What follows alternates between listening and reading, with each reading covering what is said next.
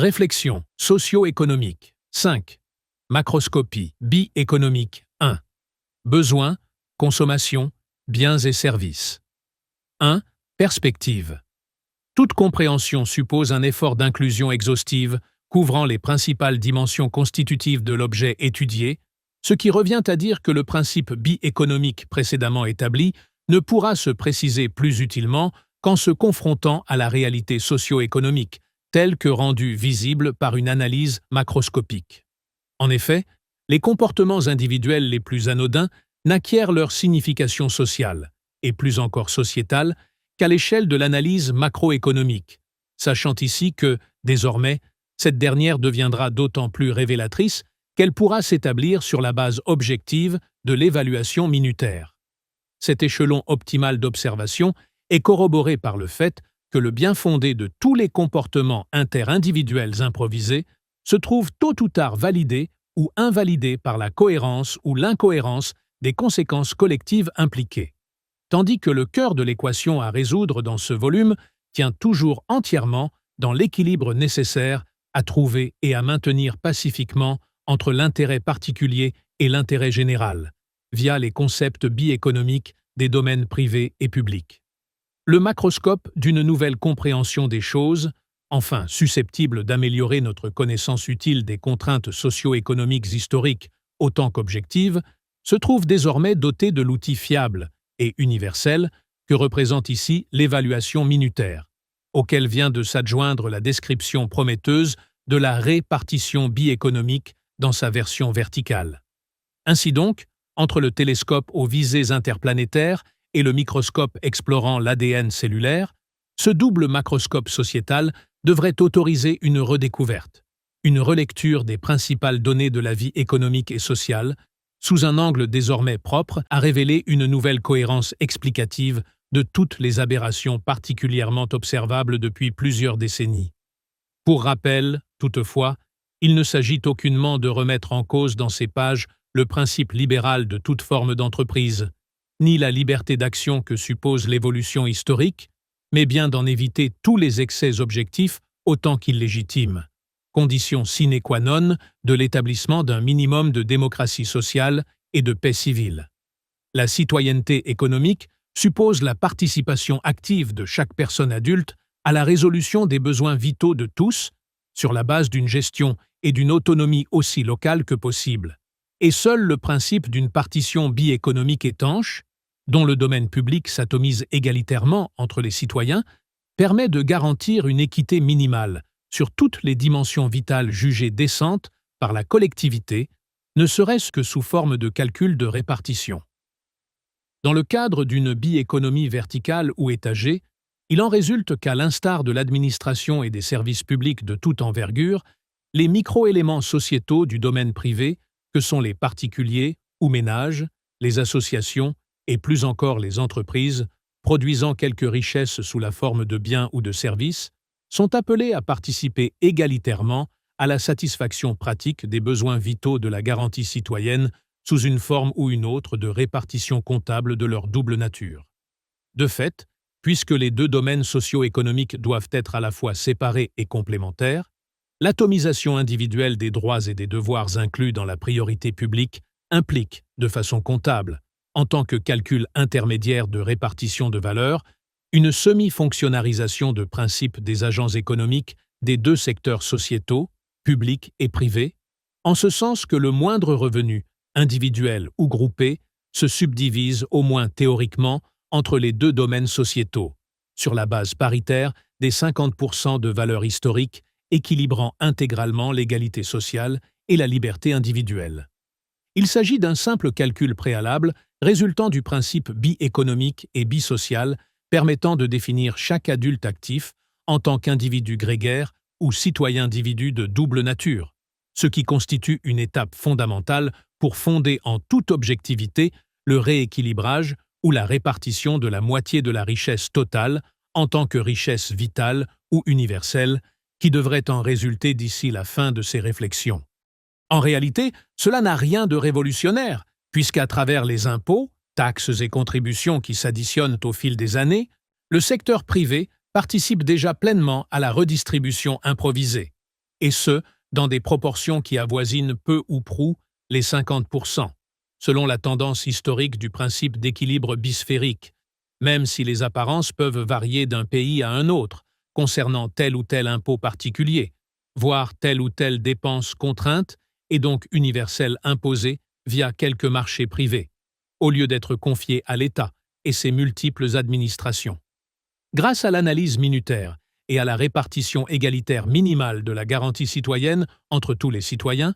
la solution bi-économique doit seulement permettre une gestion beaucoup plus juste et efficace que par le passé, en associant pour la première fois dans l'histoire la justice d'une égalité minimale prioritaire à la liberté d'initiative individuelle de chaque adulte. Comme pourront le constater les futurs biéconomistes par l'analyse minutaire de toutes les données économiques et sociales, cette simple réorganisation aura pour effet d'économiser des milliards de minutés en réduisant d'autant les innombrables gaspillages des systèmes historiquement improvisés et le coût toujours croissant des replâtrages impossibles qui en résultent. Pour résumer la différence entre les biéconomies horizontales et verticales, rappelons que dans le premier cas, chaque citoyen est censé appartenir à un domaine public entièrement communautarisé à la façon d'une société socialiste ou communiste, alors que, dans le second cas qui nous intéresse désormais, les citoyens ne sont pas concrètement obligés de faire partie du service public et doivent pouvoir participer aux droits et devoirs de la garantie citoyenne tout en travaillant dans le secteur privé au sens classique du terme. La nécessaire contrepartie est qu'au lieu de jouer sur deux espaces socio-économiques totalement différents, la présente biéconomie verticale ou étagée se révèle plus proche de la réalité historique et plus compatible avec notre double nature humaine, en permettant un subtil panachage sans mélange des domaines publics et privés entre secteurs publics et privés, au sens habituel des deux derniers termes. En effet, et c'est bien là la différence majeure entre les deux options biéconomiques, cette solution verticale autorise en quelque sorte un débordement du domaine privé sur le secteur public en impliquant désormais les actuels fonctionnaires que pour la moitié de leur temps, tandis que réciproquement, le débordement du domaine public sur le secteur privé aboutira peu ou prou à fonctionnariser, au sens sociétal de sécuriser, tous les acteurs privés dans la même proportion individuelle. L'essentiel étant ici que du point de vue comptable et minutaire, aucun citoyen adulte ne soit laissé sur le bord du chemin. Telle est la finalité inéluctable de la logique biéconomique, en tant que meilleure solution concrètement possible de démocratie sociale effective pour le bien de la paix civile, de la justice minimale qu'elle suppose et de l'efficience économique aussi bien qu'écologique qui en découlera à terme.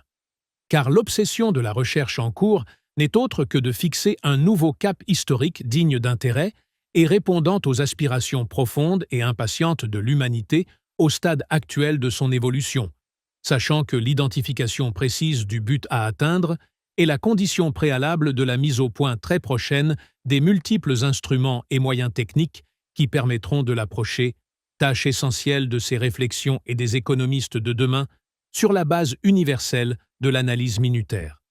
Ayant ainsi refait le point en pleine traversée pour garder le cap, il est possible de reconsidérer l'ensemble des agrégats économiques qui font vivre nos sociétés humaines, dans l'espoir sincère que la nouvelle optique biéconomique et minutaire ici exposée, si possible sans effet nocif de loupe déformante, s'en trouvera de bout en bout confirmée en tant qu'unique solution réaliste de pacification définitive des rapports sociaux, au sein d'une double économie apte à partager enfin, pour un minimum vital décent et écologiquement amplement suffisant, le temps, le travail et la richesse entre tous les citoyens d'une même république devenue socio-économiquement démocratique, tout en restant utilement et dès lors légitimement hiérarchique, c'est-à-dire propre à autoriser la juste domination autant qu'à interdire techniquement la surdomination.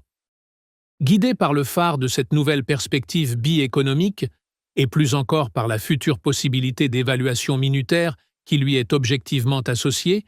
il est temps d'explorer l'archipel complexe des principaux agrégats socio-économiques, à la façon renouvelée d'une abeille butinant de fleur en fleur, en se laissant la liberté de revenir sur ses pas le cas échéant, afin d'élaborer peu à peu le miel d'une réflexion finalement beaucoup moins empirique qu'il n'y paraît. Il va de soi que chacune des îles dudit archipel pourrait justifier une thèse copieusement documentée. Mais le but des pages qui suivent est seulement d'observer les faits résultant de l'improvisation historique dans son état actuel, pour comprendre à quel point la répartition biéconomique minutarisée sera la seule façon d'apaiser la condition humaine, individuelle et sociale. 2. Besoins et consommation. Pour se laisser spontanément guider du concret vers l'abstrait, force est de considérer d'abord les besoins qui sont à l'origine de tout effort de travail, rejoignant en cela les conditions premières de Robinson Crusoe et Vendredi, telles que rappelées au début du présent volume. Le moins que l'on puisse dire est qu'en matière d'expression des besoins, matériels ou non, et plus encore de satisfaction de ces derniers via la consommation, l'évolution historique et empirique du marché néolibéral offre le résultat d'une fuite en avant des plus irrationnels, associant sur une balance de plus en plus déséquilibrée la misère et la paupérisation des masses à la concentration de la richesse entre les mains d'une infime minorité de multimilliardaires devenus plus caricaturaux qu'un oncle Picsou. Dans cet environnement, les besoins vitaux s'avèrent très mal satisfaits, voire pas du tout pour la grande majorité des humains. Tandis que même lorsqu'un emploi décent permet d'y répondre, la précarité de fait, causée par l'absence de toute garantie assurant ce minimum vital, implique une remise en cause permanente, un stress existentiel touchant à la survie physique et morale autant qu'à la dignité sociale de chaque personne, sous l'effet du risque permanent de tout perdre au gré d'un marché piloté par le seul intérêt financier. C'est d'ailleurs cet état de dépendance abusive, car vitale, qui oblige la masse des travailleurs à subir les règles d'un marché de dupes basé sur la violence de l'inégalité des conditions de survie décentes, au sens désormais objectif et universel de l'échange minutaire, et ce, en particulier en matière de salaire ou de revenus du travail. Dans les conditions spontanément imposées par cet empirisme historique, la satisfaction toute relative du minimum vital est donc un souci permanent générateur de violences comportementales au sein d'une atmosphère concurrentielle artificiellement entretenue et exacerbée par la gestion égoïste des meneurs et autres premiers de cordée. Il en résulte une impossibilité de garantir à chacun ledit minimum vital, tandis que l'insatisfaction des besoins correspondants, particulièrement en matière de nourriture et de logement, interdit à la plupart des humains l'accès à une vie quotidienne décente et à une santé minimale équilibrée, via la précarité d'un statut intrinsèquement proche de l'esclavage, voire de la condition de quelque animal domestique. La multiplication des délaissés pudiquement assistés pour maintenir l'apparence d'une paix sociale tout aussi précaire n'est qu'une facette supplémentaire de ce triste tableau, et confirme de fait l'incapacité du système exclusivement libéral à garantir à chacun le simple droit légitime d'exister physiquement et socialement dans le respect d'une dignité et d'une liberté minimale et vitale. En symétrie inévitable à de tels manques, les excès concernant besoins et consommation sont tout aussi patents, a fortiori dans les pays dits développés, avec pour caractéristique principale la multiplication de faux besoins constamment plus artificiels, l'inefficience que révèle l'incohérence croissante des priorisations en matière de consommations individuelles ou collectives, l'accumulation incessante de possessions matérielles de moins en moins utiles et de plus en plus encombrantes, et plus encore la cruelle absence de temps libre pour profiter du confort censé résulter de cette surconsommation effrénée. L'affluent society et son lot de gavages matériels interdisent donc tout équilibre comportemental spontané par le seul fait du mélange des besoins contradictoires de notre double nature, individuelle et collective, privée et publique. Tandis que la grave confusion sociétale qui en découle fait que quasiment tous les citoyens passent à côté de l'équilibre optimal au point de mélanger aussi facilement les fins et les moyens que l'essentiel et le superflu. La conséquence la plus dramatique est le manque universel de temps libre, qui condamne tous les citoyens à l'aliénation du trop ou du pas assez, et interdit la jouissance totale que suppose l'esprit libre et le temps nécessaire à la consommation optimale et pleinement consciente des nombreux produits et services disponibles, condamnant même les plus chanceux à accumuler des biens et des avoirs sans en être plus satisfaits, faute de temps et de sérénité, faute de choix et de tranquillité sociale. La frénésie contagieuse de nos actuelles fourmilières urbaines, sous l'effet de l'accélération du rythme de vie que cette fuite en avant collective précipite, suscite en contrepartie la vaine compensation d'une multitude de contre-besoins anormalement utiles, à la façon des contrepoisons que représentent entre autres choses des services médicaux et hospitaliers surutilisés, mais aussi la sollicitation abusive de la justice, de la police et de l'armée, résultats sociétaux des fausses échappatoires, de maintes formes de drogue et autres déstabilisations comportementales. Ainsi, la collectivité nationale ressent-elle le besoin d'accumuler sans limite ces impossibles antidotes dans des disproportions ingérables, absorbant via ses besoins collectifs une part croissante de l'énergie et de la richesse commune dans un replâtrage aussi nécessaire qu'insuffisant, tandis qu'à l'échelle des individus, les contrepoisons les plus précaires s'expriment à travers la surconsommation de toutes sortes de gadgets propres à distraire les plus nombreux du non-sens systémique qui les exploite, pendant que tant d'autres se trouvent condamnés à consulter un psy, un coach, un prêtre, voire un gourou, dans l'espoir de retrouver un sens à la vie et de faire face au vide spirituel si effarant de ce trop-plein matériel.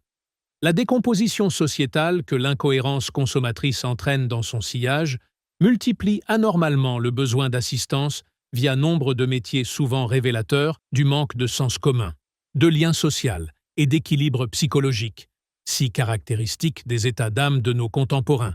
particulièrement s'agissant des pays les plus riches, aussi surdéveloppés que mal développés.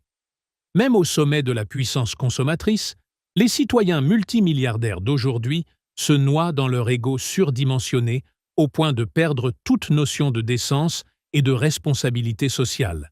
sacrifiant la meilleure part de leur génie aux excès d'une consommation impossible, accumulant des yachts et des résidences dont seuls leurs domestiques peuvent profiter, tandis qu'eux-mêmes sont condamnés au souci si obsédant d'une concurrence exacerbée jusqu'au niveau mondial, sans compter la déliquescence chronique de rapports humains faussés par la surabondance d'argent, y compris dans le cercle familial et amical du self-made man ou de ses futurs héritiers. Tandis que la satisfaction des besoins les plus essentiels reste interdite à tant de nos concitoyens, au point de les exclure de la société. Le gaspillage quantitatif induit par la surconsommation n'a d'égal que le gâchis qualitatif de l'absence de temps et de liberté pour profiter des fruits les plus essentiels du travail, obligeant même les citoyens les plus chanceux à courir après le temps en se dopant de boosters alimentaires ou autres, aux dépens de leur santé physique et mentale. Faute de temps libre, les loisirs deviennent eux-mêmes une obligation de consommer sans savourer, en maximisant sans cesse les activités dans un rythme toujours accéléré, ou, à l'inverse, en se laissant faussement bercer par la paresse d'une dépendance passive, ces deux comportements extrêmes condamnant à payer d'une manière ou d'une autre, et au prix le plus fort, un temps supposé libre qui devrait être gratuit. Au fil des années et des désillusions de mains consommateurs, les conséquences à long terme de cette folle confusion boulimique vont jusqu'à faire entrer en scène les habitudes les plus destructrices à travers l'évasion artificielle que proposent alors toutes sortes de drogues et de comportements dégradants, tout particulièrement en matière de besoins sexuels abusifs, dont l'obsession quantitative, largement relayée par des médias jouant le rôle de seringue, finit par devenir pathologique. Ces formes de décadence endémique sont typiques de toute société arrivée au terme de son impasse et signent un effondrement culturel qu'exprime pleinement la création artistique en tant que miroir le plus fidèle et le plus sensible de l'âme individuelle et collective. Pour compléter ce tableau hélas réaliste, point n'est besoin de rappeler en détail l'étendue du gaspillage écologique qui empoisonne la terre, l'air et l'eau sur toute la surface planétaire, conséquence, entre autres choses, de la surconsommation qui vient d'être décrite, doublée de l'inévitable déconnexion de la plupart des humains vis-à-vis de leur environnement naturel, puisque, de fait, la nature ne peut être savourée et respectée qu'en restant au diapason du temps optimal qui rythme ses immuables saisons. Preuve en est, s'il le fallait, la redécouverte de ces deux valeurs vitales que sont la nature et le temps libre pendant la crise du Covid-19, du moins chez tous ceux qui ont eu la chance paradoxale de pouvoir réfléchir à l'occasion du confinement et des risques vitaux encourus. Dès lors, comment ne pas constater l'échec de l'improvisation historique exclusive et son insuffisance constante à satisfaire l'ensemble des citoyens dans la cohérence de leurs besoins matériels et humains les plus fondamentaux? Force est bien de reconnaître que le tableau, hélas pleinement figuratif, dépeint dans les pages qui précèdent, offre la démonstration indubitable de l'incapacité des comportements spontanés à promouvoir un minimum de paix ou d'équilibre sociétal en matière de besoins et de consommation. 3. Biéconomie et tempérance consommatrice. En chaussant les lunettes plus fiables de la biéconomie verticale dans le cadre d'élodiste qui lui correspond logiquement, il est impossible de ne pas comprendre les avantages sans précédent de la quatrième voie ici proposée. Après le triple échec si retentissant du capitalisme hyperlibéral, du communisme totalitaire et des systèmes mixtes beaucoup trop confus, jusqu'ici imposés par défaut. Le premier avantage de la partition biéconomique, et plus encore de la juste répartition qu'elle autorise entre les deux besoins objectifs et historiques si étroitement complémentaires de notre nature humaine, sera bien évidemment l'éradication totale de la misère, de la pauvreté et de la précarité dont la réalité insoutenable couvre notre léviathan de plaies ouvertes, saignantes et purulentes, propres à faire tant souffrir le skieur novice, déjà mentionné, jusqu'au point de lui gâcher sa descente, sachant désormais que la charité et l'assistance que ces blessures sociétales impliquent jusqu'à présent seront remplacées par la justice et la dignité auxquelles tout être humain a droit par essence autant que par naissance. D'un point de vue éco-démocratique, la définition des besoins à satisfaire via la garantie citoyenne fera forcément l'objet d'un tri en termes de priorités décroissantes à l'échelon politique redéfini par les constituants d'élodistes et sur la base des propositions citoyennes, voire tout simplement en tenant compte de la réalité statistique observable au quotidien. On pourra aussi conforter cette priorisation des besoins en fonction d'un classement référendaire autorisant la population entière à exprimer lesdites priorités en toute transparence, auquel cas le bon sens majoritaire ne saurait se tromper, puisqu'émanant de faits directement du vécu quotidien de l'ensemble des citoyens. En tout état de cause, il est ici certain que les besoins vitaux concernant le logement, l'alimentation, l'habillement, le confort minimal et la santé arriveront en tête de liste des urgences individuelles ou familiales, définissant ainsi la priorisation qualitative et officielle des objectifs à atteindre collectivement via le domaine public des secteurs publics et privés. S'agissant parallèlement des besoins collectifs, la néo-gestion communale et départementale de la démocratie locale autorisera une prise en compte enfin directe, fidèle et totalement transparente des nécessités citoyennes en matière de santé publique, de sécurité, d'équipement et autres infrastructures, tandis que la participation de chaque citoyen adulte à la production de cette richesse commune favorisera le sens de la solidarité et le respect du bien public. Même lorsqu'il s'agit de préférences qualitatives impliquant un risque de subjectivité, il s'avère que la comparaison impossible entre des choix de nature différente n'empêche aucunement l'établissement d'un classement préférentiel, a fortiori en matière de besoins à la fois matériellement et socialement vitaux, et les éventuels aléas individuels de la sélection ainsi obtenue seront démocratiquement tempérés par les conditions de vie de facto communes à la quasi-totalité des citoyens sollicités, par le biais d'un choix majoritaire de bon sens au regard des circonstances culturelles sociétales de la période considérée.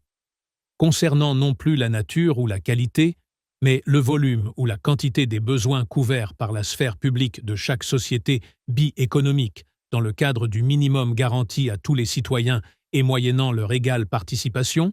seule l'analyse minutaire et son évaluation objective et universelle permettront de déterminer la richesse effective disponible à chaque communauté républicaine, en fonction des ressources humaines, technologiques et environnementales du lieu et du moment. Le principe de base d'une partition égalitaire entre les deux moitiés complémentaires de notre nature sociétale, pleinement conforté par l'observation historique si justement révélatrice de la loi d'équilibre bisphérique, suggérera sans doute une répartition 50-50 du total des richesses produites annuellement par l'économie considérée, tout en sachant que, concernant en particulier la contrainte du domaine public, il s'agit là d'un maximum encore intuitif à ce stade des réflexions, mais qui devra répondre aux nouveaux besoins de répartition égalitaire du travail minimal et des richesses vitales entre tous les citoyens, au prorata des situations individuelles minutairement égalisées, outre la mutualisation habituelle de toutes les ressources nécessaires aux services publics et autres infrastructures communes. Cela dit, il est aussi probable qu'à terme, la répartition 50-50 se confirme en permettant de transformer le minimum vital de la garantie citoyenne en un véritable confort pleinement suffisant pour la grande majorité de la population concernée, selon les choix démocratiques qui pourront désormais s'opérer et s'ajuster avec le temps, transformant en douceur une croissance assainie en progrès socialement partagé dans d'égales proportions, à l'instar de ce que semble démontrer l'équilibre bisphérique tendanciel et spontané déjà mentionné, et dont le principe est que 50% de tous les biens et services produits par les deux secteurs privés et publics d'une économie suffisamment consistante et autonome correspondent de fait à des besoins universels, dès lors propres à définir le champ du domaine public, et par là le minimum vital de la garantie citoyenne correspondante en incluant les biens et services proprement collectifs. Quelle que puisse être l'évolution démocratiquement choisie et non plus majoritairement subie, le calcul minutaire, direct ou non, de par sa simplicité objective et sa nature de facto universelle, s'imposera à terme comme le seul mode possible de détermination de la valeur socio-économique, en tant qu'unité de mesure de toutes les richesses associées à un travail ou un statut social le cas échéant, et ce, indépendamment du domaine ou secteur sociétal considéré. On peut donc partir du principe minimal, à confirmer, selon lequel la moitié de la richesse totale créée par une économie devrait être consacrée non plus seulement au service public habituel du bien commun stricto sensu, mais surtout à la satisfaction égalitaire et universelle de la garantie citoyenne selon les divers droits et devoirs correspondants, et sur la seule base fiable, car immuable, du fameux calcul minutaire. Ainsi, chaque citoyen profitera du privilège de participer au choix démocratique des priorités établies au sein du domaine public, tout en endossant sa propre part historique, en proportion objectivement établie, dans la réalisation concrète et ou le financement de la garantie citoyenne correspondante, et dans le cadre localement contrôlé et constamment transparent offert par la commune et le département. Telle semble se dessiner la définition complète d'une démocratie économique optimale et suffisante, en respectant à part égale l'égalité vitale et la liberté individuelle, en concordance parfaite avec les droits politiques théoriquement proclamés depuis si longtemps. L'éradication de la pauvreté et de l'exclusion qui découlera de cette évolution, dûment complétée par la paix sociale qu'autoriseront la biéconomie minutaire et la démocratie locale la plus directe possible, constituera un palier historique sans précédent propre à libérer toutes les énergies, avec l'avantage d'en conserver désormais les côtés les plus vertueux et positifs, pour la plus grande satisfaction de tous, y compris les véritables leaders sociaux, économiques et culturels à venir. Dans un tel contexte, les biens, les services et leur juste consommation pourront enfin satisfaire l'ensemble des néo-citoyens en remplaçant désormais la surabondance polluante d'un niveau de vie insensé, associé à l'injuste misère de l'exclusion, par la qualité socialement efficiente d'un mode de vie optimal, garantissant à chaque personne l'accès à un épanouissement complet, c'est-à-dire individuel et social, propre à libérer le temps des êtres humains à longueur de vie, au point de leur faire ignorer jusqu'au besoin d'une retraite absolue un tant soit peu prématuré. Il en résultera aussi un réagencement spontané des priorités et des choix individuels, autant que collectifs, en ce qui concerne les biens et les services utiles ou futiles, sans que l'équilibre indispensable et objectivement mesurable de l'égalité minimale citoyenne puisse être remis en cause, tandis que les néo-économistes pourront s'accorder plus facilement que jamais sur la réalité comptable et factuelle des minutés telles que celles-ci seront identiquement vécues par des citoyens adultes devenus tous actifs, en participant égalitairement au cadre minimal du domaine public. En matière de produits et services disponibles, tout autant que dans la consommation de ces richesses, chaque citoyen se trouvera enfin responsabilisé en tant qu'adulte libre de ses choix, au lieu d'être infantilisé et trompé par la surconsommation exacerbée qu'encourage la crainte inconsciente et permanente de manquer du nécessaire. Car c'est bien le risque sous-jacent de précarisation et l'absence de toute garantie équitable et minimale qui gouverne les pires excès comportementaux observables dans les sociétés improvisées de notre histoire humaine, lesquelles disparaissent les unes après les autres en s'effondrant sous le poids de leur tare ou contradictions congénitales, faute d'avoir trouvé les conditions objectives d'un équilibre à la fois politique et social. Bien au contraire, et tôt ou tard, la bi-économie minutaire ou minutarisée ne pourra que mettre tout le monde d'accord sur l'essentiel grâce à la prise de conscience objective de notre double nature sociétale et l'apaisement des rapports sociaux qu'autorisera le partage minimal égalitaire sera le meilleur moyen de réduire à son minimum toute forme de gaspillage, de replâtrage ou autre dérive en termes humains de santé et de bien-être, tout comme vis-à-vis des précieuses ressources de la Terre et des droits également vitaux de son écosystème global. Outre ces progrès cruciaux, la répartition bi-économique offrira pour la première fois un vrai choix en matière de consommation, dans la mesure où, désormais assuré de mériter par sa propre contribution un minimum vital déjà socialement confortable, chaque éco-citoyen pourra déterminer son panachage personnel entre le temps et l'argent, en pleine conscience du fait que l'être se trouve du côté du temps, aussi sûrement que l'avoir dépend de l'argent et des biens matériels qu'il procure. Ce libre choix en forme de curseur ou de panachage personnalisé sera particulièrement vrai concernant la libre action de chaque individu dans son domaine privé, a fortiori dès lors que les conditions matérielles du progrès permettront d'ajuster le volume de temps individuel nécessaire à la mission du domaine public. Autant dire que, pour la toute première fois dans l'histoire de notre humanité,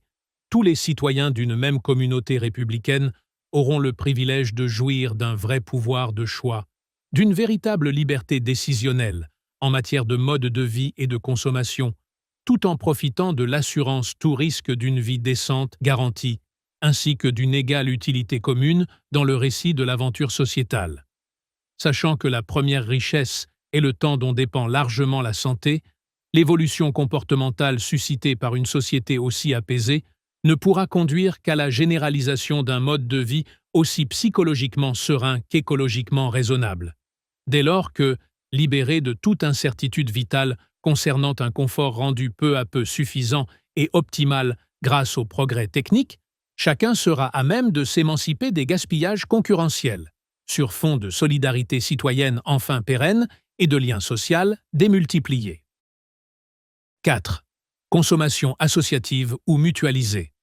Dans un double cadre délodiste et bi-économique apte à soutenir la toile d'un tableau sociétal équilibré, il ne serait pas surprenant que de nouvelles formes de consommation partagée se développent sur la base associative du voisinage ou du quartier. Dans la mesure où le respect mutuel, encouragé par le partage universel du domaine public, ne pourra que favoriser les solutions les plus pratiques et les plus économiques. Déjà de très nombreuses associations ou entreprises mutualisées ont largement fait la preuve de leur raison d'être et de leur efficacité. Et de tout temps, le partage d'intérêts très localement communs s'est présenté comme une formule efficace de consommation groupée, répondant à un même besoin, pour économiser la peine et les moyens de chacun des participants concernés, à l'exemple d'agriculteurs voisins se regroupant pour l'achat de matériel trop coûteux ou d'usage trop occasionnel. Entre les pôles symétriques des besoins universels concernant l'ensemble des citoyens et l'achat individualisé et systématique de tout bien d'équipement par chaque foyer, l'échelon local du quartier, voire de l'immeuble, devrait se développer en tant qu'espace d'avenir dans le contexte optimal de la décrispation concurrentielle bi-économique. Cette évolution à long terme des mentalités sera par ailleurs liée à la mise en place de la démocratie locale, et plus encore fortement encouragée par les nouveaux modes de communication via Internet, dont les contacts permettent autant la prise de conscience d'une citoyenneté planétaire définitive que la possibilité de se mobiliser utilement dans son propre quartier et de rencontrer toute personne partageant un même intérêt, ce que favoriseront par ailleurs une juste proportion hebdomadaire, voire quotidienne, de temps libre, et son rythme de vie enfin réhumanisé. Ainsi, la répartition bi-économique offrira-t-elle sur un plateau la clé nouvelle de liens sociaux redimensionnés à l'échelle humaine la plus locale possible, à travers la renaissance et la redécouverte de l'espace communal et du quartier comme cadre de vie, sans pour autant exclure les contacts planétaires les plus ouverts et les plus tolérants que l'on puisse imaginer. La satisfaction partagée des besoins universels via une gestion aussi locale que possible aura donc pour effet non seulement de supprimer la pauvreté et l'exclusion sociale, mais aussi de garantir le tri écologiquement et économiquement le plus efficient de tous les besoins individuels ou collectifs, permettant ainsi à leur consommation d'être pleinement appréciée en totale conscience du temps et du rythme de vie que cela suppose, tandis que l'éventail des liens humains à travers les relations interpersonnelles, jusqu'à présent étiolées par la mondialisation ultralibérale, ne pourra que s'épanouir à nouveau spontanément. 5. Besoins et consommation en domaine privé. Si le domaine public est par la force des choses le sujet principal de ces pages, en tant que nouveauté ô combien nécessaire, redéfinissant le secteur public habituel et s'ajoutant en complément éco-démocratique à la libre évolution historique du domaine privé, il n'en reste pas moins que les besoins satisfaits par ce dernier, tout comme leur consommation, se trouveront grandement assainis par la répartition biéconomique ici proposée. De fait, comme c'est déjà le cas via les impôts, taxes et autres contributions, le secteur dit privé participera toujours activement à la satisfaction des besoins collectifs dans leur nouvelle définition, dont le but prioritaire n'est autre que la concrétisation de la garantie citoyenne. Le véritable domaine privé, dans l'acception biéconomique de ce terme, jouira d'une liberté d'initiative pleinement retrouvée, propre à stimuler plus que jamais sa profitable créativité, particulièrement en ce qui concerne les biens et services les moins vitaux ou les plus innovants, que seuls les citoyens impliqués d'une façon ou d'une autre au sein de ce domaine spécifique, les deux secteurs étant ici confondus, pourront dès lors se procurer. En tenant compte ici des chapitres précédents, cela suppose en effet une séparation, de principe, entre les deux domaines biéconomiques, y compris au cœur du secteur privé et de ses multiples activités ou entreprises, s'agissant de tout employé, indépendant ou employeur exclusivement actif dans ce secteur précis de l'économie, comme il sera précisé lors d'un prochain chapitre.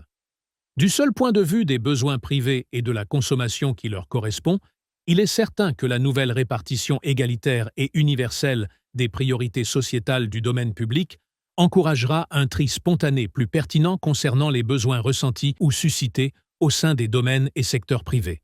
lesquels seront toujours aussi libres et concurrentiels.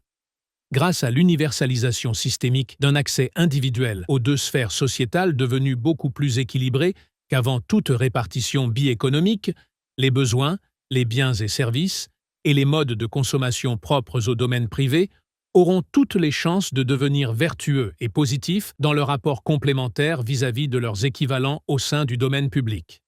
La résurgence d'un néo-artisanat local et indépendant, tout comme la renaissance des petites entreprises familiales à vocation régionale, complétera et concurrencera utilement l'offre habituelle des méga-firmes à vocation multinationale, dans un double marché désormais débarrassé de toute crispation vitale et dès lors incomparablement plus respectueux des aspirations nouvelles de citoyens consommateurs, plus avertis et matures que jamais.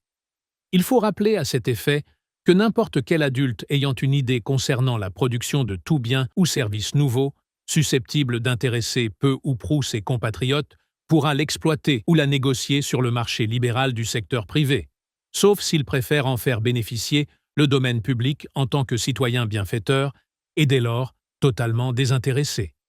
Qu'il s'agisse de nouveaux produits ou services ou de versions plus luxueuses et sophistiquées que ce qui est garanti par le domaine public, l'offre du secteur privé sera plus pertinente que jamais en tant que vecteur de progrès via la nouveauté et l'amélioration constante des solutions proposées à ses consommateurs, sachant que l'équilibre social désormais acquis et pérennisé aidera le client potentiel à opérer un tri spontané entre l'utile et l'inutile, le complémentaire et le redondant, le trop-plein et le suffisant.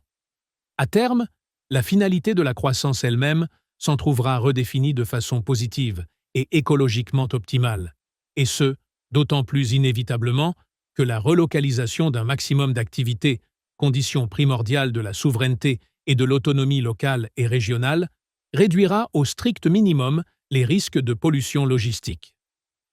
La finalité ou la raison d'être de la libre entreprise retrouvera toute sa pertinence grâce au plafond technique que les bi-économistes sauront objectivement trouver via l'analyse minutaire comparative, en tenant compte des rouages financiers empiriques et subjectifs propres au seul secteur privé de cette économie libérale. Cela dit, le fait que chaque citoyen soit désormais potentiellement libre de participer ou non à ce secteur privé, sans aucun risque vital, ne pourra qu'assainir le marché correspondant, non seulement en matière de revalorisation des salaires, s'agissant du travail, mais aussi concernant les futurs produits et leur mode de fabrication, moyennant un contrôle enfin démocratique sur les enjeux écologiques, grâce à l'organisation délodiste du nouveau pouvoir politique. Ainsi, la répartition bi-économique, en associant chaque citoyen dans la résolution de l'équation qui condamne jusqu'à présent toutes les sociétés humaines à la violence et à l'injustice, apparaît comme la seule solution techniquement possible pour satisfaire intelligemment tous les besoins de l'humanité dans leurs dimensions individuelles et sociétales, autant que matérielles et psychologiques. En cela, cette solution sans précédent rejoint pleinement le point d'équilibre pluridimensionnel qui doit réunir la société, la politique, l'économie et l'écologie autour du concept de croissance optimale et mesurée. Tel le sommet évolutif et parfaitement centré d'une pyramide sociétale idéale, tant il est vrai que la seule quête du surprofit détourne toujours les humains en deçà ou au-delà de l'optimum.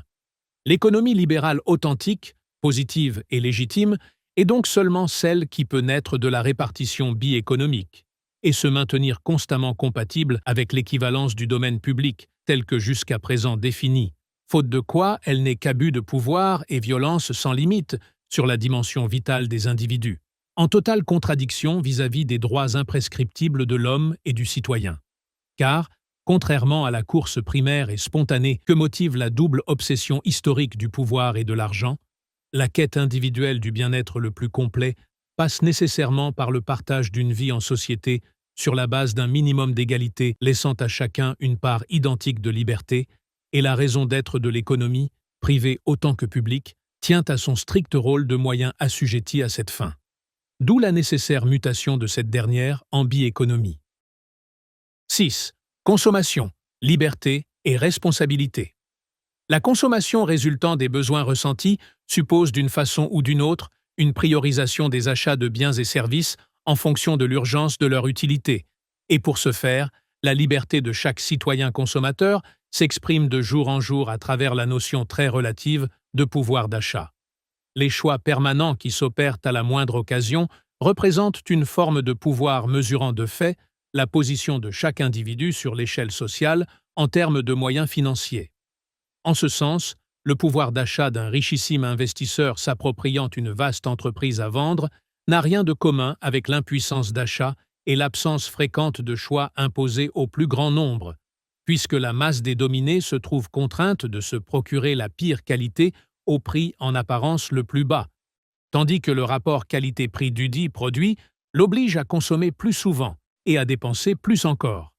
Cette exploitation via la consommation de produits et services à valeur sciemment faussée, voire à obsolescence programmée, si typique de la quête néolibérale du surprofit,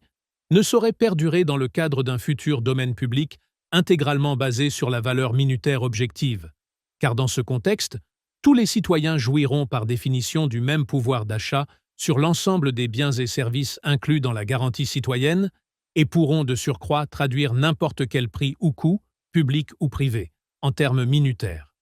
Cela dit, même s'il faut s'attendre à ce que le domaine public offre un choix d'objets et de prestations plus limité et moins varié que celui du domaine privé, il est essentiel que chaque citoyen conserve une liberté de choix dans les deux domaines complémentaires de la société, en affectant de plein gré n'importe quelle partie de son revenu, universel ou privé, à l'achat de tel ou tel bien jugé prioritaire. Toutefois, ce droit de choisir n'échappera pas à la règle selon laquelle il ne saurait y avoir de pouvoir sans responsabilisation, puisque, par principe républicain, l'autonomie individuelle et responsable attribuée de droit à chacun des citoyens impliquera l'efficience minimale de son comportement en tant que consommateur, particulièrement s'agissant des besoins jugés vitaux de la garantie citoyenne. C'est là une question de logique évidente et d'éducation civique minimale, par laquelle chaque citoyen se doit d'être aussi responsable et autonome que tous les autres participants actifs du même domaine public. À moyen terme, et parallèlement à l'éradication définitive de la pauvreté et de l'exclusion, la proportion d'adultes et de familles nécessitant encore une assistance en matière de consommation se réduira donc quasiment à néant, du fait de l'évolution psychologique et comportementale qu'entraînera l'association égalitaire de tous dans la concrétisation de la garantie citoyenne. La délinquance et la misère des exclus, si honteusement encouragées par les injustices du monosystème économique actuel, sans aucun secours efficace possible des autorités, se verront bientôt remplacées par l'intégration universelle de citoyens recouvrant enfin leur dignité perdue ou volée, tandis qu'une nouvelle rationalité des options de consommation en découlera inévitablement. Cela dit, même en situation de bi-économie délodiste, il sera cohérent que toute personne adulte devenant surdépendante de la communauté locale pour cause d'inefficience patente de ses choix de consommation soit au moins temporairement privée de sa liberté de pouvoir d'achat en recevant d'office les biens et services nécessaires sous forme directe et matérielle et non plus via un budget autogéré. Il n'en reste pas moins que l'autonomie pleinement assumée de la plupart des consommateurs deviendra spontanément cohérente aussitôt que les conditions sociétales minimales seront réunies dès l'échelon du quartier et de la commune. D'où l'importance cruciale d'intégrer le principe de la responsabilité individuelle au sein même de la Constitution délodiste, et plus encore au contenu de l'instruction civique, a fortiori en matière de comportement socio-économique vital et de gestion pratique du revenu universel. Le pouvoir d'achat, en tant que libre choix individuel opéré en toute conscience, se trouve largement bafoué et manipulé dans le cadre totalitaire de l'économie ultralibérale, tant par sa limitation quantitative via le retard d'évolution des salaires face au progrès de la productivité, qu'au travers de la manipulation des prix, jointe à la dégradation de la qualité de nombre de produits et autres prestations. À n'en pas douter, la mise en place démocratique du domaine public, grâce à la prochaine partition bi-économique, ne pourra que stimuler l'accomplissement total de la liberté que doit exprimer, entre autres choses, le légitime besoin de consommer, tandis que les priorités écologiques, bientôt affichées par la majorité des citoyens, auront tout le loisir de se concrétiser pour de bon via des choix politiques et locaux enfin démocratiques, sans interférence possible de quelque lobby ou minorité que ce soit. 7. Biens et services en monoéconomie mixte. Entre le besoin de consommer ou de créer et la consommation immédiate, progressive ou différée, qui en constitue très logiquement la finalité, du moins tant que l'argent n'est qu'un moyen, le produit ou la prestation de service apparaît comme la concrétisation du processus économique, au sein de ce que l'on nomme encore économie réelle, par contraste avec la fiction de son reflet monétaire et financier, ô combien déformé. Dans ce domaine on ne peut plus palpable de la vie économique, il suffit de lécher les vitrines de luxe des magasins de l'élite ou de se promener dans les dédales de nos hypermarchés pour comprendre que le monosystème ultralibéral aboutit à l'aberration d'une surconsommation anormalement contrastée, reflétant l'extrémisme social si caractéristique de toute société confusément improvisée. L'existence du luxe et de la sophistication que celle-ci suppose ne saurait être ici remise en cause, puisqu'il s'avère que les excellents produits et services correspondants répondent librement aux besoins d'une partie de la population et donnent aussi l'occasion de démocratiser ultérieurement certaines versions via quelques pâles copies profitant de diverses innovations. De fait, il est tout à fait normal qu'un nouveau produit soit d'abord réservé à une clientèle limitée et fortunée, et ce d'autant plus que sa fabrication initiale en trop petite quantité entraîne logiquement un coût unitaire assez élevé, auquel s'ajoute sur l'étiquette une prime à la nouveauté doublée du savant marketing de l'exclusivité. De plus, à l'inverse de l'innovation, le luxe peut aussi bien se justifier à travers le respect rigoureux d'une tradition artisanale de plus en plus coûteuse, impliquant les matériaux les plus nobles, ainsi qu'une main-d'œuvre manuelle hyper qualifiée, souvent sans possibilité d'économiser temps et argent au travers de la moindre mécanisation. Ainsi, et quel que soit le domaine de production concerné, le luxe traditionnel, et a fortiori les nouveaux produits ou services situés à la pointe extrême de l'innovation, s'avèrent être les fers de lance de la fusée sociétale, au sommet du cockpit et de son ogive, ce en quoi le capitalisme participe librement à l'évolution historique non seulement matérielle, mais aussi culturelle de nos sociétés désormais mondialement interconnectées. Autant l'on peut être choqué ou révolté par le contraste insoutenable entre le marché du luxe et la permanence de la misère la plus injuste, autant il est nécessaire de respecter ses besoins raffinés ou futuristes et d'affirmer l'utilité de l'innovation en reconnaissant ainsi à la sphère privée sa valeur si créative et stimulante sur la base d'intérêts individuels très souvent associés. Cette dimension historiquement vitale de l'initiative individuelle et de la libre entreprise doit donc être pleinement respectée dans le cadre du secteur privé et, de fait, la nouvelle répartition biéconomique en deux domaines strictement distincts libérera le consommateur privé de toute la mauvaise conscience qui gâche son plaisir dans le cadre monosystémique des économies mixtes d'aujourd'hui. Par définition, tout ce qui sera gagné et dépensé dans le secteur privé sera le fruit du libre jeu de l'histoire subjective et improvisée, sans plus aucune interférence ou effet pervers possible sur le domaine public de la garantie citoyenne. Tant il est vrai que le plus aberrant n'est aucunement l'existence du luxe, mais plutôt le fait que, par le biais de la même unité monétaire et de la confusion monosystémique, le même euro se dépense ou s'investisse dans le futile en puisant dans le vital. Dès lors, concernant tous les produits et services disponibles, l'aberration la plus évidente se situe entièrement à l'autre extrémité, sur l'autre plateau de cette improbable imbalance de Valbero, véritable inversion réflexe du bon ordre des choses qu'impose la nature objective sur sa jumelle historique d'une crise à la suivante. Car pour la quasi-totalité des richesses peu ou prou indispensables au quotidien de 90% des consommateurs, le résultat observable, largement aggravé depuis le hold-up financier perpétré par la mondialisation dès les années 70, se résume à un curieux mélange de surabondance et de gaspillage éhonté sur le plan quantitatif, doublé d'appauvrissement et d'empoisonnement sanitaire sur le plan qualitatif. Concernant l'alimentation quotidienne, en effet, la multiplication déroutante des milliers de références et produits industriels exposés sur les gondoles de nos hypermarchés est censée être la preuve quotidienne d'un choix constamment élargi de consommation courante, dont les suremballages chatoyants, les tarifs soi-disant abordables et autres offres promotionnelles font craquer la volonté de clients bien trop pressés pour discerner, alors que la surabondance, correspondant à ce faux paradis de tentation, bat des records de gaspillage, tant dans le processus logistique de distribution et de stockage que dans les placards, les congélateurs et autres réfrigérateurs des particuliers. Plus grave encore que cette atomisation des besoins alimentaires les plus simples, l'éloignement géographique des lieux de fabrication, ainsi que la complexification internationale des circuits commerciaux de sous-traitance, induisent l'utilisation massive d'additifs dangereux et le choix stratégique des matières premières les moins chères, donc les plus pauvres, voire néfastes sur le plan nutritif, tandis qu'aucune satisfaction gustative ne peut résulter de ces piètres aliments végétaux ou carnés bourrés de produits phytosanitaires et autres hormones de croissance.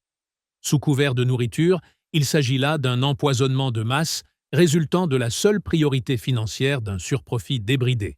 avec les effets sociétaux que l'on observe sur la santé, s'agissant de l'obésité, du cholestérol, de la plupart des cancers et des maladies cardiovasculaires si caractéristiques des économies les plus riches. Mais qu'importe, après tout, tant que la médecine et les hôpitaux offrent l'occasion d'un marché complémentaire, et tout aussi juteux aux frais de la collectivité. Tel est le portrait réaliste de la société de consommation qui va de pair avec la folle quête d'une surcroissance auto-alimentée dont les excès sont le prix de la bêtise, dans le sens d'une rationalité humaine calquée sur le réflexe d'un animal prédateur et solitaire, aux dépens de notre incontournable processus solidaire d'humanisation.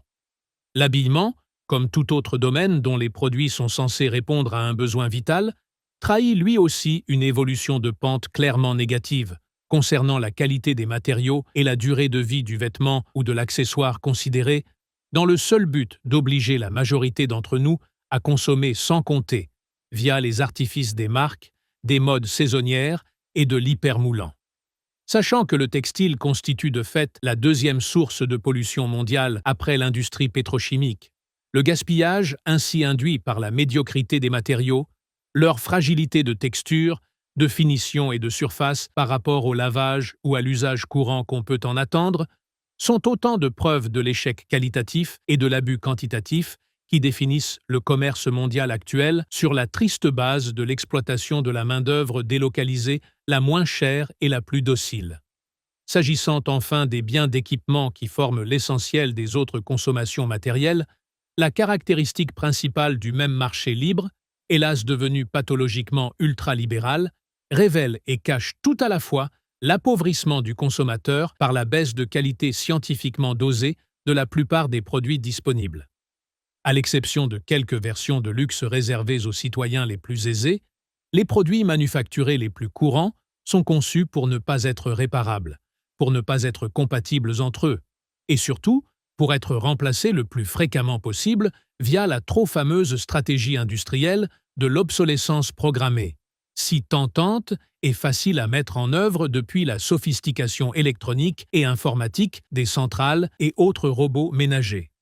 Même l'automobile, bien que rendue plus accessible par une concurrence mondiale effrénée, suit la logique de la fausse différenciation et d'un renouvellement abusif par la multiplication superflue des modèles et des millésimes.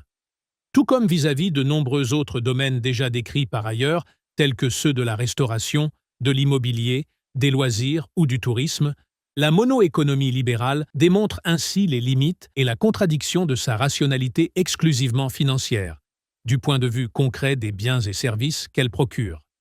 De fait, le gaspillage quantitatif et l'appauvrissement qualitatif sont les tristes conséquences de la logique commerciale induite par la mondialisation ainsi débridée et poussée jusqu'à l'extrême de l'absurde pour le piètre résultat humain que l'on sait en matière d'équilibre individuel autant que sociétal. Certes, il faut toujours rendre à César ce qui lui appartient, et le développement plus ou moins anarchique autorisé par la logique du seul profit privé a permis à des milliards d'humains d'évoluer en direction d'un confort matériel aussi réel que relatif, au point que la progression historique et spontanée du fameux modèle occidental est tout autant plébiscitée dans les faits que critiquée dans ses excès. Il n'en reste pas moins certain que, précisément, le totalitarisme socio-économique de ce monosystème et l'absence de répartition stricte des sphères privées et publiques entre tous les citoyens expliquent les abus antisociétaux qui viennent d'être retracés, en laissant toujours spontanément gagner les comportements privés et individuels les plus égoïstes aux dépens de la solidarité commune objective, avec à terme pour résultat inévitable la désintégration sociale et politique de toutes les valeurs humaines et de la rationalité collective sous le coup de la logique des valeurs boursières. En résumé, et hormis les rares exceptions de certains secteurs artisanaux concernés par le seul luxe, l'absence de toute partition socio-économique individualisée impliquant chaque éco-agent physique ou moral de la société crée les conditions d'une jungle dans laquelle les meilleures entreprises et leurs produits sont déloyalement concurrencés et promptement éliminés par les pires, à la façon des conditions ineptes de la délocalisation mondiale en fonction des coûts ou des taxes. C'est ainsi qu'à terme, les comportements économiques les plus délinquants gangrènent peu à peu toutes nos sociétés, jusqu'à leurs rouages collectifs et politiques, démontrant à quel point la rationalité individuelle induira l'incohérence sociétale jusqu'à l'effondrement aussi longtemps que les domaines privés et publics découlant de notre double nature humaine resteront si confusément mélangés et déséquilibrés par manque d'interproportionnalité optimale. 8. Biens et services en biéconomie. La priorité absolue acquise au domaine public consiste à créer et maintenir les conditions systémiques de la garantie citoyenne et de la participation universelle correspondante, en s'appuyant, comme c'est le cas depuis toujours, sur une partie des richesses annuellement produites par l'ensemble des acteurs socio-économiques, via une gestion délodiste totalement démocratique et aussi locale et régionale que possible. Cela revient à dire que, s'agissant des biens et services, la responsabilité des néo-citoyens devenus décideurs politiques concerne non seulement les besoins collectifs habituels et leurs marchés publics ou semi-publics, mais aussi la définition et le volume des biens et des services désormais garantis en tant que minimum incompressible répondant aux besoins jugés vitaux de chaque citoyen. À la différence de tout socialisme ou du communisme absolu, le secteur public de cette bi-économie verticale n'est pas directement impliqué dans la production de la plupart des biens et services usuels concernés, sauf défaillance avérée du secteur privé, ou intérêt collectif et stratégique évident dans des domaines tels que les infrastructures majeures, les transports ou l'énergie par exemple, selon la préférence de la majorité citoyenne. Les principaux services publics seront toujours indispensables et devraient rester l'apanage de ce secteur tout en s'ajustant en nature et en volume à l'évolution des besoins et aux choix de citoyens décideurs plus impliqués que jamais. Notons ici toutefois que l'assainissement sociétal, induit par le partage équitable de la garantie citoyenne minimale via la répartition bi-économique, aura pour effet de réduire considérablement de très nombreux besoins collectifs en termes de proportion ou de volume. La garantie citoyenne universelle supprimera en effet le besoin d'assistance sociale à fonds perdus vis-à-vis des populations exclues ou en situation de précarité, de par la quasi-disparition de celle-ci, tandis que la politique si ruineuse de replâtrage symptomatique qui correspond à ces secours n'aura plus lieu d'être puisque chaque citoyen participera activement à la richesse collective, produisant les biens et services utiles à tous. De la même façon, après cicatrisation aussi rapide que possible des multiples plaies sociétales causées par les abus du monosystème mixte jusqu'à présent imposé faute de mieux, les multiples besoins de services hospitaliers, policiers, juridiques, carcéraux et militaires se verront réduits à des proportions minimales 2 à 3 fois inférieures aux consommations publiques d'aujourd'hui, ce qui aura pour effet de libérer des budgets conséquents pour des relations socio-économiques positives,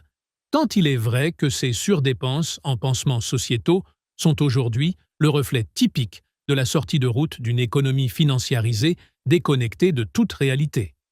Ainsi, l'énergie considérable absorbée par le volume excessif des besoins publics d'ordre palliatif pourra-t-elle s'investir positivement en associant enfin tous les citoyens sur la base transparente d'une échelle humaine locale, pour tisser à nouveau les liens défaits par l'exacerbation d'une division concurrentielle généralisée. Solidement outillés grâce à l'analyse minutaire directe ou comparative, les économistes de demain pourront évaluer l'ampleur du gouffre énergétique causé par l'injustice et l'inefficience de l'économie improvisée, tout en vérifiant avec surprise la véracité des proportions d'économie mentionnées précédemment. Le premier effet de la répartition bi-économique sera dès lors la réduction spectaculaire des anti-besoins publics, autrement dit des dépenses anormales ou excessives, dont le seul but est de pallier les dégâts sociaux de l'actuelle mono-économie libérale à coups d'anticorps sociétaux. À charge pour la future majorité citoyenne de réaffecter différemment la richesse correspondante dans la nouvelle priorité du domaine public, et sans doute également dans les secteurs si stratégiquement primordiaux de l'éducation, de la recherche, de la transition climatique, ainsi que des infrastructures, comme autant d'investissements positifs pour l'avenir. Outre ces spectaculaires économies d'énergie et d'argent public, le droit de regard de la collectivité sur tous les biens et services inclus dans la garantie citoyenne constitue le deuxième aspect de l'innovation bi-économique. Car, tout en laissant libre cours à une économie libérale plafonnée, si nécessaire, au gré de la majorité citoyenne, secteur au sein duquel toute personne physique ou morale extérieure au secteur public sera en quelque sorte semi-fonctionnalisée, dans le seul sens éco-sécuritaire défini plus haut, le contenu concret de la garantie citoyenne fera l'objet de choix et de contrôles démocratiques et majoritaires.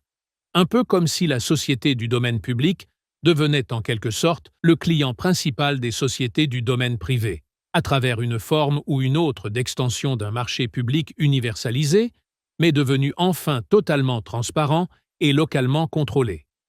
La nouveauté tient dans cet aspect universel au sens plein de répartition minimale et partielle entre tous les citoyens, ainsi que dans la solution technique de la distinction étanche entre les deux domaines concernés, sur la base permanente et objectivement fiable de l'analyse minutaire. Cela étant dit, l'ingérence nécessaire du public sur le privé n'a rien de véritablement révolutionnaire, à la façon de l'obligation des médicaments génériques en matière de santé ou des nombreux chantiers publics confiés aux entreprises privées.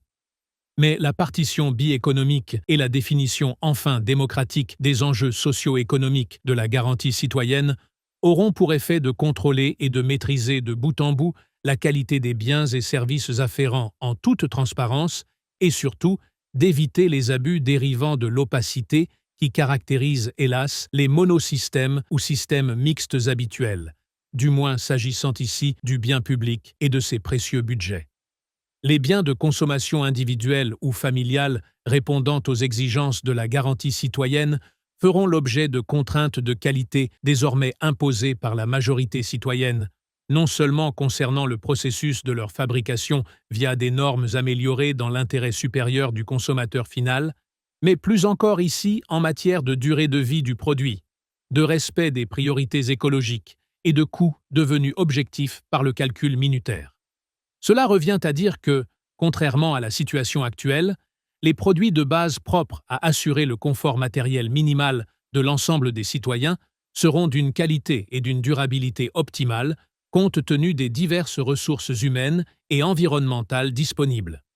En conséquence, le gaspillage qualitatif et financier des sous-produits populaires de type premier prix sera promptement interdit de fait par les exigences du marché public concernant ladite garantie citoyenne, avec pour effet de colossales économies d'énergie permettant de réduire automatiquement, et dans des proportions ici insoupçonnables, l'empreinte carbone et la ponction fossile de cette société devenue spontanément écologique. Il en ira forcément de même en ce qui concerne les services, soit par le biais du pilotage indirect d'un domaine public devenu un client ou donneur d'ordre désormais incontournable vis-à-vis du domaine privé, soit plus directement sous la forme éventuelle d'entreprises publiques servant de référence et de modèle à respecter, à minima via une concurrence dès lors assainie, plus particulièrement dans le secteur bancaire, comme il pourra être précisé lors d'un chapitre ultérieur. En réalité, la bi-économie atomisée entre tous les citoyens aura pour conséquence positive précise d'équilibrer utilement la relation liant le producteur au consommateur en permettant à ce dernier d'avoir sa part légitime d'influence dans le choix et la qualité des biens et services avérés indispensables à toute la communauté, qu'il s'agisse là de la satisfaction des besoins individuels ou collectifs du domaine public et de sa garantie citoyenne. Après tout, nombre d'entreprises sont déjà habituées à se laisser contrôler constamment par leurs plus gros clients, y compris concernant le processus de fabrication, les matériaux utilisés, les coûts et les prix. Dès lors, chaque étape est déjà scientifiquement évaluée, et les tests de résistance mécanique ou électronique, assurés par maintes services semi-publics normatifs, ne demandent qu'à être améliorés dans l'optique de la qualité durable du produit fini et de la satisfaction du consommateur.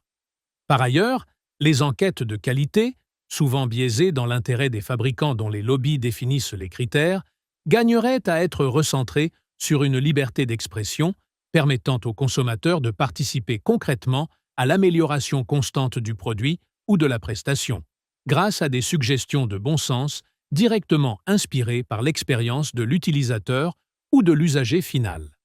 En tout état de cause, le contrôle par les consommateurs des contenus concrets de la garantie citoyenne complétera sur ce versant final l'évolution de la démocratie économique, dont l'effet principal sera la réduction du gaspillage, et du même coup, la progression du vrai pouvoir d'achat, avec les avantages écologiques induits par des produits toujours plus durables et réparables.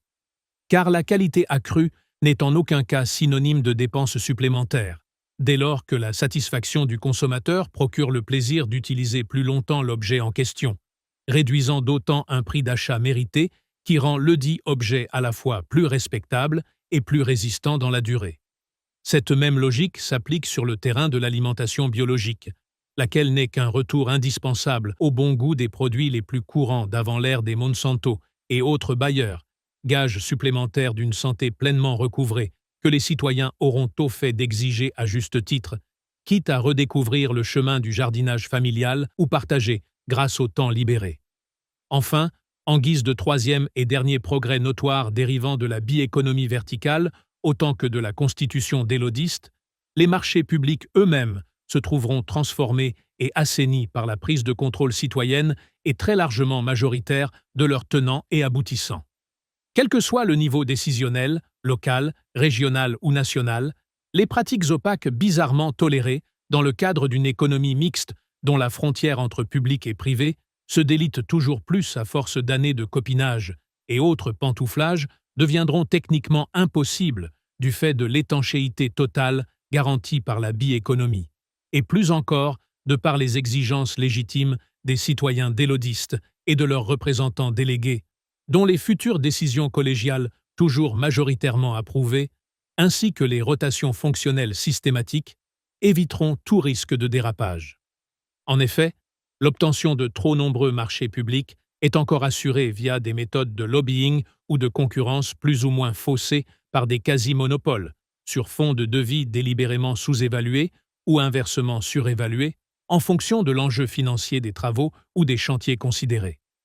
À la une des médias, la réalité la plus scandaleuse montre ainsi chaque semaine de nombreux hommes politiques honteusement impliqués dans maintes affaires de corruption, de détournement de fonds publics et autres magouillages dignes de n'importe quelle république bananière, sans même mentionner tous ceux qui échappent à la moindre enquête, renforçant le dégoût généralisé des citoyens envers la politique politicienne si typique du mode électoral déjà dénoncé, et dont les abus structuraux sont proportionnels à la taille des marchés autant qu'à l'éloignement géographique du pouvoir. Ici encore, l'objectivité imparable de l'analyse minutaire utilisée pour évaluer le domaine public, mais aussi la séparation totale des deux domaines sociétaux et la gestion démocratique des choix ultimes, seront autant de garanties de transparence et de rigueur, avec pour résultat une économie de moyens sans précédent dans l'histoire de la République. Après tout, n'importe quel contrat privé suppose le strict respect de ces termes en matière de durée, de délai, de qualité et de coût total, et les économistes techniciens savent parfaitement évaluer la quasi-totalité des moyens à mettre en œuvre. Dans ces conditions, il paraît certain que les décideurs du domaine public seront facilement plus pointilleux et plus scrupuleux que nombre d'élites actuelles, sous le contrôle transparent et constant des citoyens directement concernés. Aussi peut-on affirmer qu'un système bi-économique clairement départagé ne pourra qu'améliorer constamment l'efficience des diverses priorités économiques et l'efficacité de leur concrétisation, en même temps que les relations sociales correspondantes, grâce à l'implication égalitaire minimale de chaque citoyen adulte et actif, tandis que l'usage des ressources humaines et naturelles s'en trouvera optimisé de manière quasiment automatique, pour le plus grand bien de la paix sociale et de l'équilibre environnemental. Les bi-économistes auront à cœur d'évaluer l'importance financière des économies subséquentes, mais il est certain que le total des richesses et autres énergies ainsi libérées permettra de réaménager toutes les ressources sociétales selon le duo des domaines publics et privés, en diminuant sensiblement nombre d'impôts et taxes par rapport à la situation actuelle de nombreuses catégories de citoyens via un tri enfin rationnel, dont l'intérêt sera de supprimer simultanément le gaspillage et la pauvreté, démontrant au passage à quel point ces deux scandales systémiques sont étroitement liés. 9. Une proportionnalité prometteuse. Sachant que l'énergie socio-économique disponible sera presque doublée par l'implication de tous les citoyens adultes dans le cadre du domaine public, il est à parier que, d'ores et déjà, le volume de temps nécessaire à la satisfaction des besoins de la garantie citoyenne devrait correspondre à l'équivalent de 2 jours et demi ouvrés par semaine, à plus forte raison compte tenu de la réduction spectaculaire de tous les anti-besoins palliatifs mentionnés plus haut, intuition raisonnable que les bi-économistes de demain pourront assurément corroborer par eux-mêmes. En effet, à l'instar de toute expérience associative, le principe du partage égalitaire et universalisé du temps et du travail se traduit concrètement par un double effet, surmultiplicateur du côté du résultat et subdiviseur en matière de coûts, d'efforts ou de temps individuels requis. C'est là que réside toute la magie pratique de la solidarité, face palpable et vécue de la fraternité, sitôt qu'une chaîne humaine s'attelle à un noble but pleinement partagé. Un peu à l'image de la division du travail qui booste la productivité. Mais dans un meilleur contexte de par sa finalité sociétale commune, le partage minimal égalitaire entre tous les citoyens augmente l'efficacité de tout processus ainsi que la qualité et la dimension de son résultat au point de pouvoir, de fait, renverser des montagnes en faisant face aux plus grands enjeux. Si, par exemple, des consommateurs se regroupent pour mutualiser les réponses possibles à leurs besoins alimentaires en produits frais, voire concernant d'autres produits négociés en commande groupée, il leur est possible de fonder un magasin associatif à moindre frais sur la base d'une gestion partagée dans l'intérêt de tous, et la participation de chacun peut se trouver dès lors minimisée jusqu'à la proportion symbolique et ridicule d'une seule demi-journée de service par mois, comme c'est déjà le cas dans nombre d'initiatives locales récentes. Cette redécouverte encore toute fraîche de la puissance solidaire et de son corollaire de répartition égalitaire minimale, en saine réaction contre les abus d'un mondialisme et d'une concentration indifférent à l'échelle humaine du territoire ou de la commune, permet aux humains de se réapproprier progressivement les dimensions les plus vitales de la liberté partagée,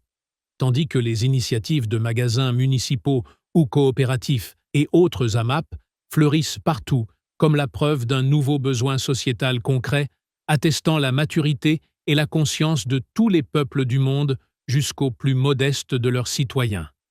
Il y a là une semence spontanée des plus prometteuses, un patient travail de colibri propre à transformer les mentalités individuelles pour retrouver les deux significations indissociables d'un vrai sens commun. C'est la preuve concrète qu'un nouvel avenir plus citoyen que jamais est en train de frémir dans le confus bouillonnement de cette fin d'ère industrielle et commerciale, condamnée par son évaporation financière planétaire. Dans cette coagulation, la bulle ultralibérale mondiale représente l'ultime soubresaut, touchant là jusqu'au plafond naturel de l'équilibre écologique, tandis que, déjà échaudés par l'injustice trop flagrante de ce château de cartes bancaires, les citoyens du monde, avec ou sans gilets jaunes, sont dans l'attente de toute autre chose. Leur nouvelle conscience politique n'espère rien d'autre que la constitution délodiste de leur choix souverain, tandis que leur double besoin vital de justice et de liberté sous-entend déjà la solution bi-économique, seule façon de respecter à part égale la dualité fondatrice de tout être humain, voire sans doute de tout être vivant, au degré de conscience près. Très concrètement, les mentalités individuelles changent déjà malgré elles en se nourrissant de la pourriture que le monosystème hyperlibéral suscite au pied de sa pyramide toujours plus bancale. Tandis que la fermentation désormais enclenchée, royalement ignorée par nos élites dorées, révèle un désarroi citoyen croissant face aux fausses solutions qui divisent nos sociétés en tentations extrêmes. Pour transformer cette multitude d'attentes individuelles en un récit commun et un nouveau projet réaliste digne de la maturité sociale des peuples d'aujourd'hui, les présentes réflexions tempérantes, à la fois politiquement délodistes et socialement bi-économiques, offrent la seule issue pacifique permettant de changer le cours de l'histoire et de transcender les conflits permanents de notre double nature.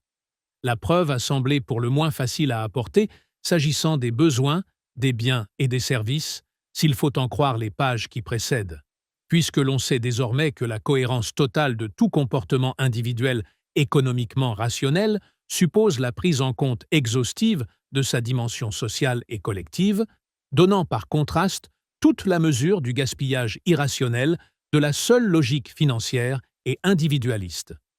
D'où l'intérêt de préciser les éléments indubitables et objectifs d'un comportement pleinement rationnel, enfin libéré des réflexes subjectifs et contradictoires imposés par notre pesanteur terrestre, dans l'intérêt supérieur d'un bien-être authentique pacifiquement partagé via la justice des mœurs et la justesse des sciences. Mai 2020.